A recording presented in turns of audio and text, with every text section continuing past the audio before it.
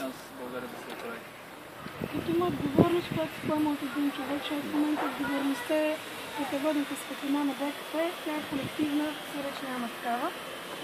И това го виждаме и сега. Няма и месец тръгнаха да правят неща, за които всъщност скачахме 89-та година. Скачахме 97-та година и сега отново. Така че всъщност идеята явно на протеста е да покажем, че сме съпричастни с това, което става в България. И това, че сме на 2000 кусор километра оттам, не значи, че не мислим за България, като за нашето място. Един ден се надяваме да се върнем там с децата си. И аз бих искала моите деца да знаят кой е Ботев, именно майци си, моята молитва, моята молба, а не да знам, всъщност нямам нищо против да познавам и новите автори, разбира се. Димитър Димов, Алеко Константинов. Нека да мине време да станат класици, така че мене ме вдигна вчера на... Жестоко се изненадах и бях потресена от министърката на образованието, която днес каза: отпадат тези, лично сме го коментирали с експертния кабинет, а на другия ден каза: аз се извинявам, това не е така. Тоест една абсолютно непоследователност в политиката и те явно не знаят къде са. И след като те не знаят къде са, нека ние да им покажем къде трябва да бъдат. Навсякъде другаде, но не и там. Точно така.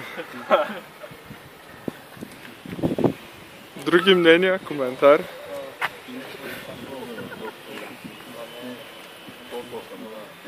Мнението моето е, че хората в България, политиката разделя и владее и да се настройват едни хора срещу други. В момента ясно се вижда една яснота, че всички хора се обединяват с една цел за това управление в последните 24 години в България. Да.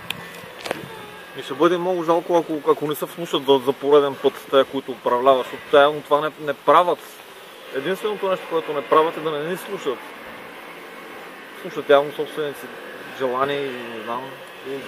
И интереси, да. Просто българският народ трябва да се обедини в една единствена кауза. България да се оправи и да бъде една европейска хубава държава. Дългосрочен план всички искаме да се върнем в България, всички искаме да има къде да се върнем в България. България да е на световно ниво, не европейско. Но това, което става в България в момента в краткосрочен план, това не е начинът, по който може да стигнем там. Тези представители, които са в парламента, не са нашите представители. Ние не сме гласували за тези хора, ние не сме гласували за тази политика и не сме доволни от това, което те правят там. Много точно. Просто трябва да се знаеш, трябва да се отива там, където се дошли.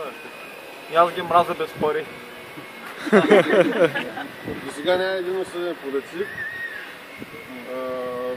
Дадаха примери за източване по европейски програми в Германия, в Чехия, който е правил тези далавери, са си понесли отговорността и са в затвора. А нашите хора, които точка тези милиарди и милиони от програми, ги оправдаха.